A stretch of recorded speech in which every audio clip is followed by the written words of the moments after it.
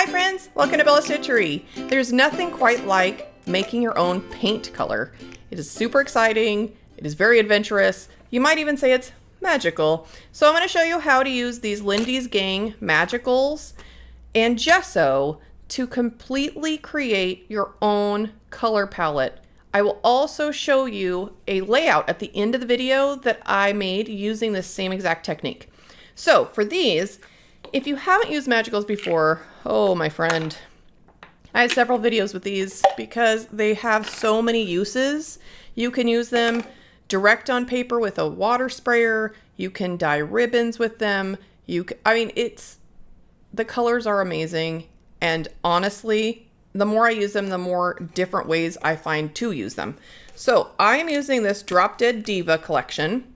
It's got 5 different colors here. I'm going to show you the technique, and again, I'll show you a sample project. I'm also using heavy white gesso. This is from Prima or Finnabar. You can also use acrylic paint. So if you just have white acrylic paint laying around, that's easy. I like working on a craft mat because it allows me to kind of mix my stuff. You can also use a palette, but I feel like this gave me a little bit more room. You're just going to put your white paint on there and pick your favorite color. Let's try purple.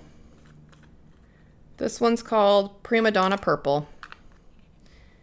And you're gonna I use a dry palette knife so that I don't get gesso in my Magicals. And you're just gonna take some of the powdered pigment, however much you want. You can always add more, can't add less. So we're gonna just mix that together. And it's pretty instantaneous, but look at that shade. How cool is this?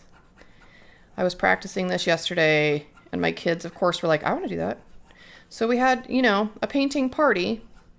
Not so much painting anything as much as it was just mixing paint, because that's also fun. How cool, right? Easy. Now again, if you want a darker, brighter purple, you could add more. You could even mix other colors. So we're going to practice with some stencil here, just to kind of show you how it works. This is a stencil pack. It's from a 3-pack from Vicky Bouton. This one came with this, which I like, and this floral one, and there's a leaf one here. I'll put a link if I could find this if you like these stencils. I kind of thought they were fun. I like this one.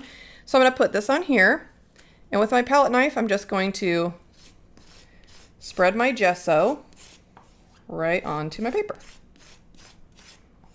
I love the bright color.